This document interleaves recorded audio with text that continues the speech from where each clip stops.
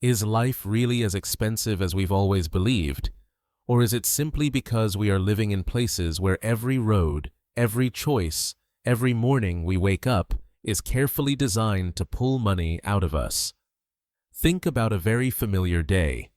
Rent, insurance, bills, numbers that arrive more regularly than real conversations, slowly turning money into the force that dictates how each day begins and ends. It's not because you're living wrong. It's because you're living inside a system where money moves faster than people, where peace of mind is always postponed until after the next payment. But if you look at the world map once again, you'll notice a truth that is rarely discussed. There are still places where $7 a day is enough to eat enough to sleep peacefully, and more importantly enough to live without carrying the constant feeling that you're falling behind in life. This is not a story about luxury. It is not an easy path. There are no resorts, no perfect social media moments, no promises of overnight transformation. It is simply real life with real people and mornings that are not chased by financial clocks, where money no longer sits at the center of every decision. This is not about escaping life. It's about finding places where life doesn't chase you every morning. And today, we begin that journey. 5. Vietnam, where life still moves at human speed. Vietnam doesn't present itself as a cheap destination. It doesn't greet you with promises of savings or advertise a lower cost of living. Instead, it slowly reveals something more subtle, a way of life where money stops shouting and daily living returns to a human scale. The day usually begins in a narrow alley far from boulevards or tourist streets. Plastic stools are stacked unevenly on the sidewalk. A small faux stall is already open, steam rising from metal pots. Motorbikes pass constantly, but without anger or urgency. Somewhere nearby, coffee is brewing, dark, strong, and unmistakably Vietnamese. The city is awake, yet no one seems rushed. In places like this, $7 a day doesn't feel like a limitation. It feels like a natural fit. Food is the foundation.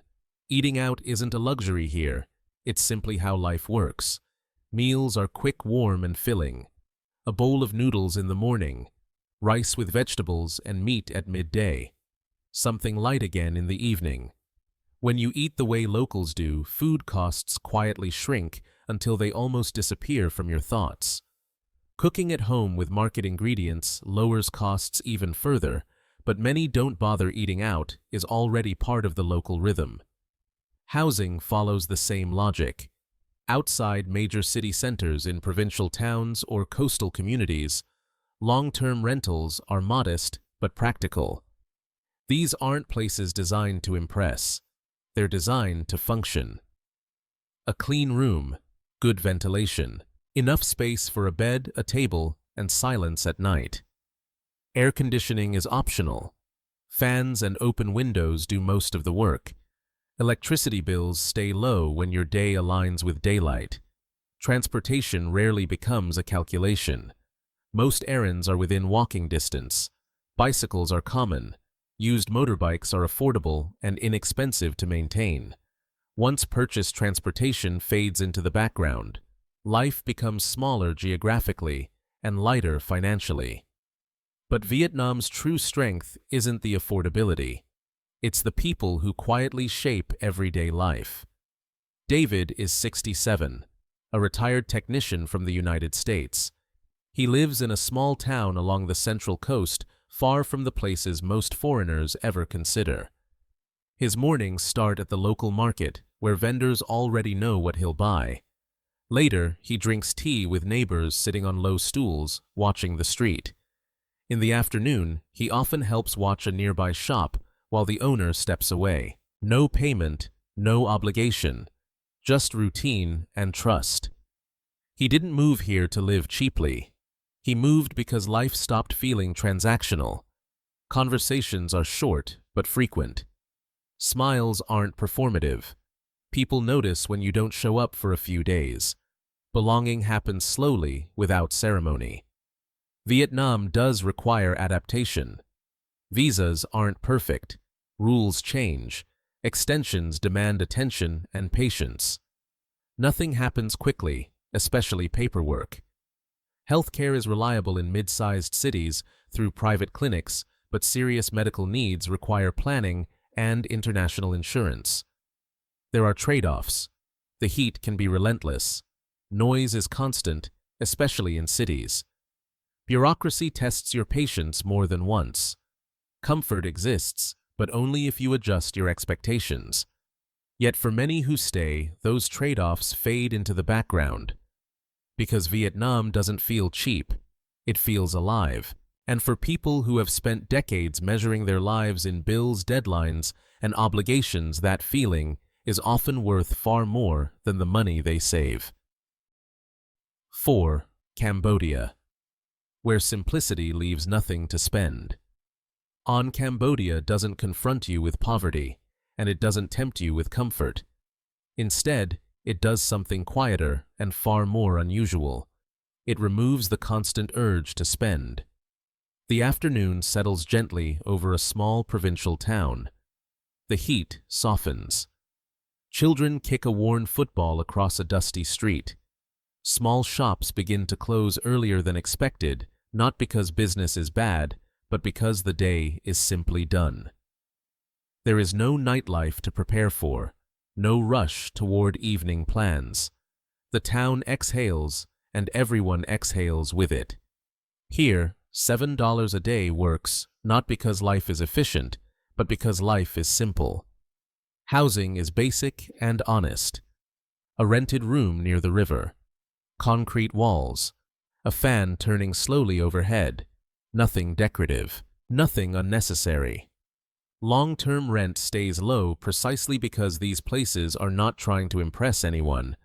They are built to be lived in, not admired. Food comes from the market. Vegetables, rice, fish, simple meals cooked the same way they have been for generations. Eating out is inexpensive, but cooking at home often feels more natural. There are no imported cravings constantly whispering for attention. When you eat what everyone else eats, spending fades into the background.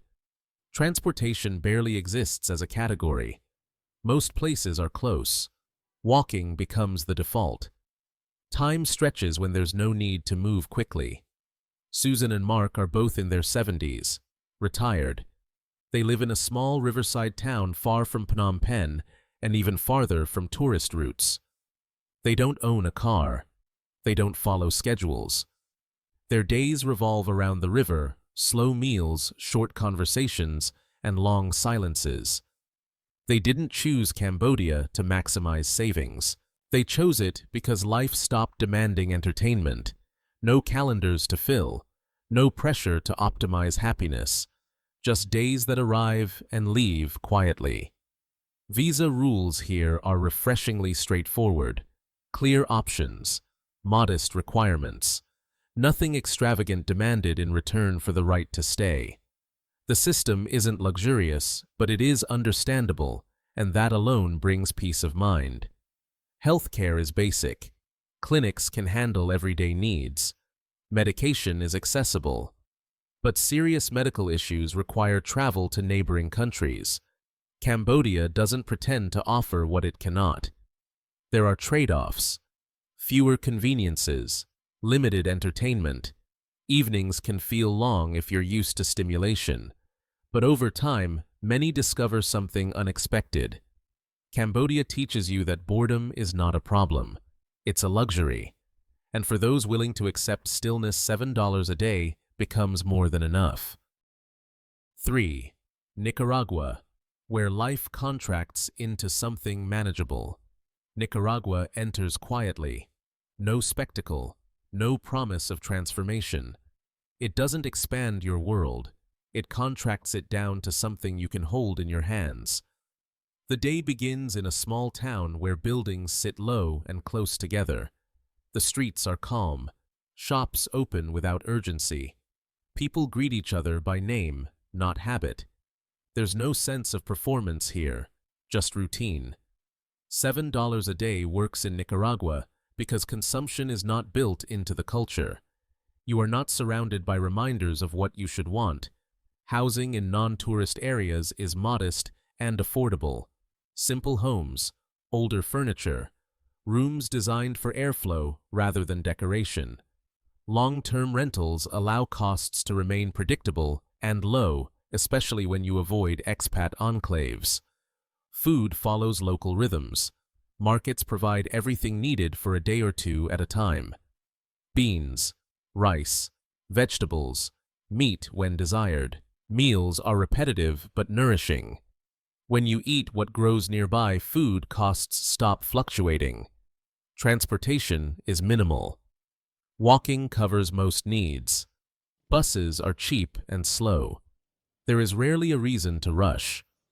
Carlos is an American of Latin descent who returned to the region later in life. He doesn't live among expats. He lives among neighbors. He shares meals, exchanges small favors, and blends into the town without effort. His days aren't structured around productivity. They are structured around presence. Visa options are not flashy, but workable. Entry is straightforward. Extensions require attention, not wealth. Nicaragua allows people to observe, adjust, and decide without immediate pressure. Healthcare is basic but affordable. Clinics handle routine care. Costs remain low enough that treatment isn't postponed out of fear. For major medical issues, planning and insurance remain essential. There are trade-offs. Political uncertainty occasionally disrupts daily life. Internet reliability varies. Choices are limited. But for some, that limitation becomes a form of relief. In Nicaragua, life doesn't expand into endless options. It contracts into something manageable. And within that smaller space, $7 a day is enough to breathe. To Morocco, where life is measured in markets and mornings. Morocco greets you early, not with noise but with movement. Morning light spills into the Medina as metal shutters lift one by one. The smell of fresh bread moves through narrow passages before you see where it comes from.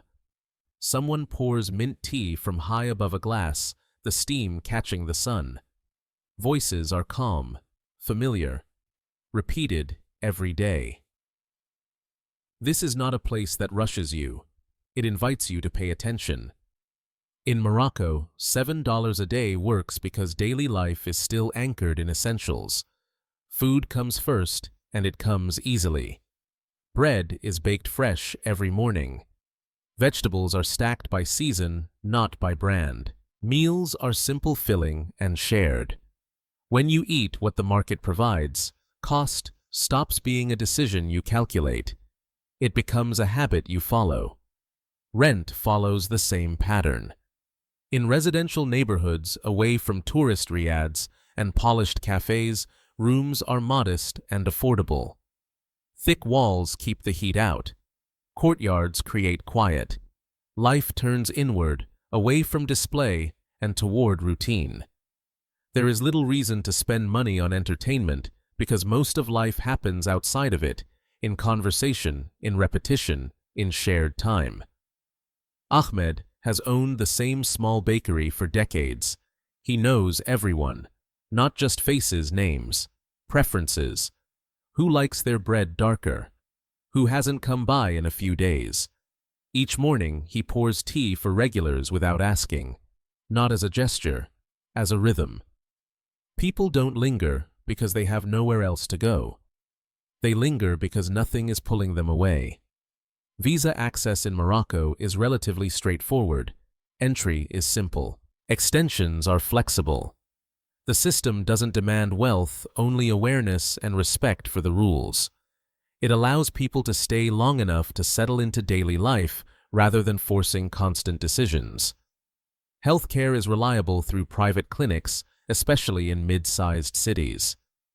Doctors are accessible. Costs are manageable. But serious medical situations still require preparation and international insurance. Morocco offers comfort, not invincibility. There are trade-offs. Cultural differences are real. Expectations around dress behavior and public conduct matter. This is not a place where blending in means disappearing. It means observing, listening, adjusting. Morocco doesn't ask you to become someone else. It asks you to slow down enough to understand where you are. And when you do, you begin to realize that a quieter life doesn't come from having less, it comes from needing less. That is why $7 a day is enough here. Not because Morocco is cheap, but because it has never been designed to make you spend more than you need. Morocco doesn't ask you to blend in. It asks you to slow down and listen. 1. Albania, Europe before it learned how to be expensive. Albania doesn't look like the Europe you're used to seeing on postcards. There are no polished resorts lining the coast, no cruise ships unloading crowds by the hour, no sense that life here is staged for visitors. Instead, there is a small seaside town waking up slowly, fishing boats returning in the morning light, elderly men sitting on benches before breakfast saying very little, shops opening when the owner arrives, not when a schedule demands it. The sea is always there, but it isn't performing for anyone. This is one of the last places in Europe where $7 a day can still make sense not on paper, but in real life. Housing is the quiet miracle here. Outside city centers, rents remain low enough that they don't dominate your thinking. Apartments are simple, older buildings, solid walls, nothing flashy. You pay for shelter, not status.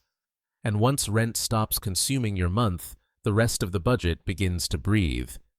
Food is handled at home. Markets offer fresh produce. Bread, cheese, olive oil, all local, all affordable. Meals are cooked slowly, often repeated, never rushed. Eating out exists, but it isn't the centerpiece of social life. Cooking is. Sitting is. Talking is. And because of that, spending stays gentle. Transportation barely exists as a cost. Towns are walkable. Daily needs are close. The rhythm of life shrinks to a few familiar streets. When everything you need is nearby, urgency disappears. Elena is 70 years old, a widow. She has lived in the same neighborhood her entire life. Every morning someone checks in on her. Sometimes it's groceries. Sometimes it's conversation. Sometimes it's just presence. No one is keeping score. No one is in a hurry. In Albania, people still look after each other because there isn't much else competing for attention. For Americans, visa rules are unusually forgiving. Entry is easy. Stays are generous. There's little pressure to constantly exit and re-enter. The system allows time to settle, time to observe, time to decide. That alone makes life feel lighter. Healthcare is affordable and accessible for everyday needs, especially for older residents. Clinics handle routine care without fear-inducing bills. It's not cutting-edge medicine, but it's enough. And for many retirees, enough is exactly what they've been missing. There are trade-offs. Winters can feel long and quiet. Modern conveniences are limited. Choices are fewer. But fewer choices also mean fewer demands. Life doesn't pull you in 10 directions at once. Albania feels like Europe before it learned how to be expensive, a place where life is not optimized, branded, or accelerated, where days unfold without pressure, where $7 a day isn't about living cheaply, it's about living calmly. And for those who have spent a lifetime running that calm can feel like the greatest luxury of all.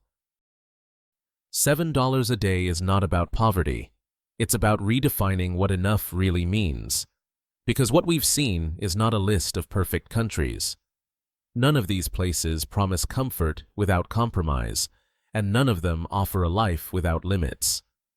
What they offer instead is something far more honest, a chance to live without being chased by money every morning.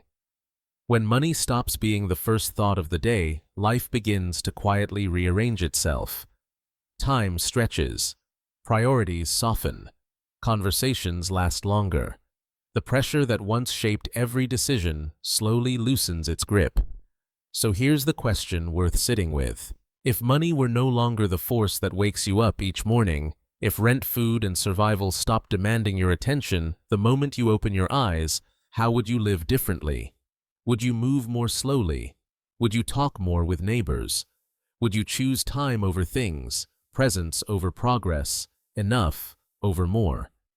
And if this video made you pause even briefly, if it made you question what you truly need to live with dignity and peace, take a moment to support this journey. Like the video. Subscribe to the channel, not because we're selling an escape, but because we're exploring a quieter way of seeing the world, one story, one place, one unhurried morning at a time. And if you're still here, the next destination might be closer to your life than you think.